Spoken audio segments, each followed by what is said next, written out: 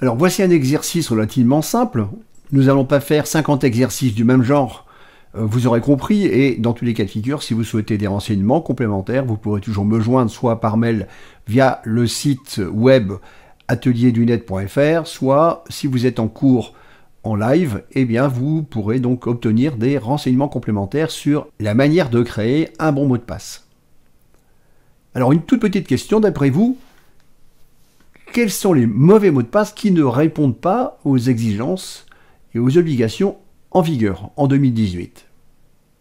Eh bien, si vous avez répondu tous, sauf Edou 62136, vous aviez raison.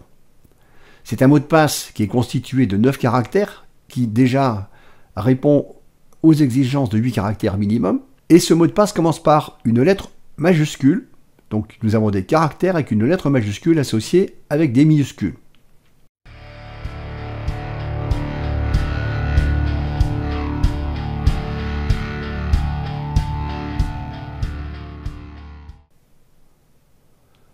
Très simple, en ajoutant un signe $ avant le E après le 6, ou un signe dièse avant le E après le 6, ou nous aurions pu aussi, par exemple, dans Edou, mettre un U majuscule, ou encore un O majuscule. Bref, vous voyez que sécuriser et complexifier un mot de passe, tout en étant capable de le retenir, eh bien, est relativement facile. Par exemple, Edou pourrait être le prénom de Édouard, 62136 correspondrait au code postal de la ville où Édouard vit, ou où Édouard aurait de la famille, etc.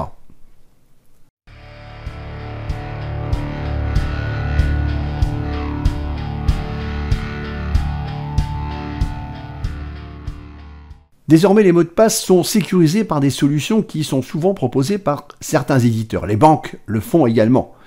Vous recevez des SMS de confirmation, vous recevez un certain nombre d'éléments permettant de valider un achat.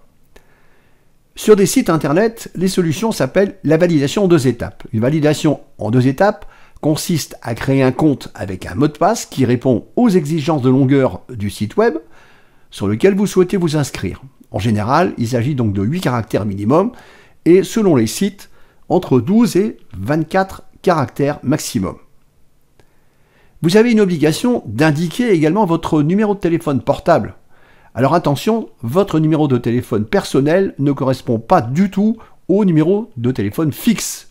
Si vous avez un fixe encore chez vous, cela ne marchera pas. On ne pourra pas sur votre fixe vous envoyer des demandes particulières via des SMS de codes que vous devez insérer pour valider une action, une connexion, un achat via Internet. Ce portable, donc, vous devez toujours l'avoir avec vous lorsque vous êtes susceptible d'avoir des demandes de validation. Vous avez des codes qui peuvent être également additionnels et envoyés par SMS directement sur votre téléphone. Donc c'est encore une autre possibilité. Et enfin, vous avez des sites qui proposent, par exemple, comme Gmail, Microsoft, mais d'autres encore, d'installer une application sur votre téléphone. Cette application sous Android s'appelle Authenticator. C'est une application, comme vous le verrez, qui va générer des codes éphémères qui ne servent qu'une fois, donc il ne faut pas les retenir. Ces codes éphémères durent 1 minute. Vous avez par exemple un code qui vous est demandé pour vous authentifier sur un accès, et c'est à ce moment-là que, en prenant votre téléphone Android, avec l'application Authenticator, vous regarderez le compte qui a été créé pour la circonstance, et vous aurez donc une série de chiffres, de 6 chiffres qui apparaîtront à chaque code, et vous devrez donc, dans la minute qui suit, entrer le code en question afin de pouvoir vous connecter sur le site, ou en tout cas valider une opération sur le site sur lequel vous êtes en train de réaliser une action particulière.